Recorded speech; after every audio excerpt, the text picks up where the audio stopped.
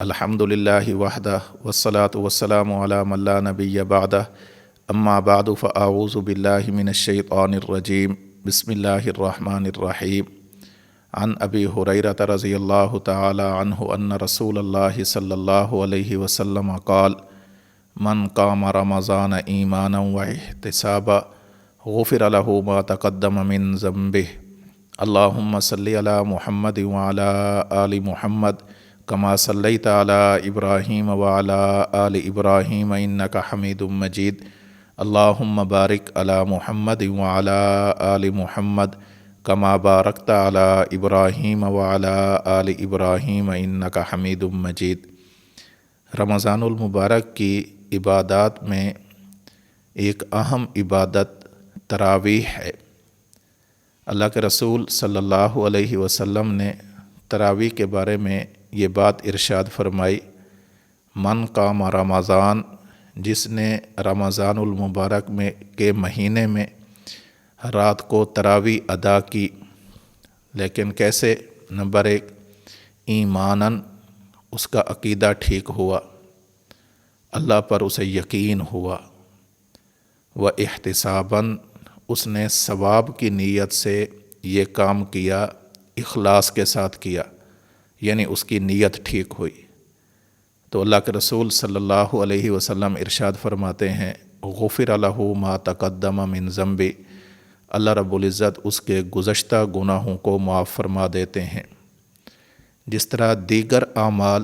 2 چیزوں سے صحیح ہوتے ہیں، اسی طرح یہ تراویح والا عمل بھی 2 چیزوں کے ساتھ ٹھیک ہوتا ہے۔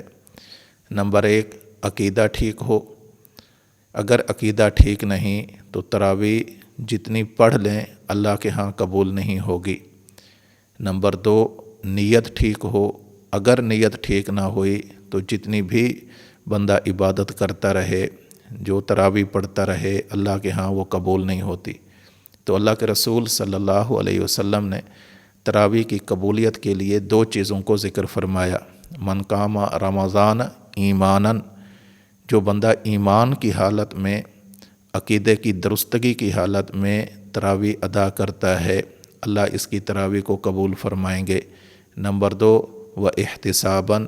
جس نے اللہ سے ثواب کی امید کی نیت سے تراویح پڑھی ہے، اللہ اس کی عبادت کو قبول فرمائیں گے۔ اگر عقیدہ ٹھیک نہ ہو تراویح تب بھی قبول نہیں ہے، اگر نیت ٹھیک نہ ہو تراویح تب بھی قبول نہیں ہے۔ تو ہمیں خیال کرنا چاہیے، رمضان المبارک ہے،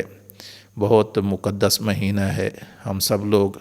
تراویح پڑھ رہے ہوتے ہیں، ان 2 چیزوں کو ہمیں خیال کرنا چاہیے۔ نمبر 1، ہمارا عقیدہ ٹھیک ہو، نمبر 2، ہماری نیت ٹھیک ہو۔ جب عقیدہ بھی ٹھیک ہوگا، نیت بھی ٹھیک ہوگی، اور رمضان المبارک جیسا مقدس مہینہ ہوگا، پھر تراویح پڑھانے والے کی بھی اللہ تراویح کو قبول فرمائیں گے، پیچھے کھڑے ہو کر جو سننے والے ہیں اللہ ان کی تراویح کو بھی قبول فرمائیں گے۔ اس لیے اللہ کے نبی صلی اللہ علیہ وسلم نے یہ لفظ ارشاد فرمایا ہے، من قام رمضان، کہ جس بندے نے تراویح ادا کی،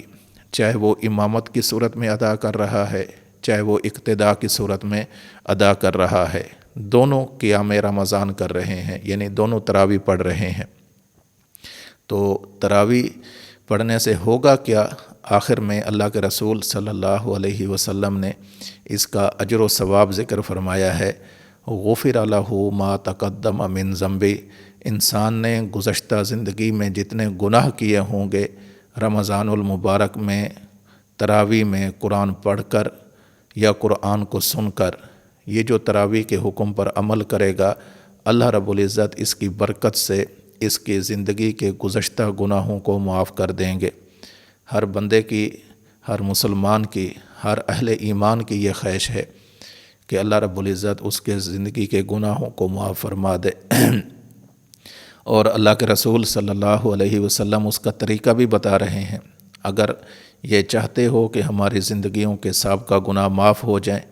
تو پھر رمضان المبارک کا مہینہ ہے، اس مہینے میں تراویح کا اہتمام کرو، اللہ رب العزت سابقہ گناہوں کو معاف فرما دیں گے۔ تو حدیث مبارک سے جو چیز ہمیں سمجھ میں آئی وہ چیز کہ رمضان کا مہینہ آ جائے، نمبر 1 تراویح ادا کرنی ہے، نمبر 2 عقیدہ ٹھیک ہونا چاہیے، نمبر 3 نیت ٹھیک ہونی چاہیے، نمبر 4 اس پر اجر کیا ملے گا کہ اللہ رب العزت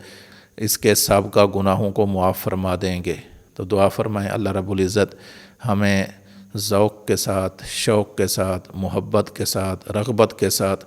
دینی احکامات پر عمل کرنے کی توفیق نصیب فرمائے۔ وآخر دعوانا ان الحمد للہ رب العالمین۔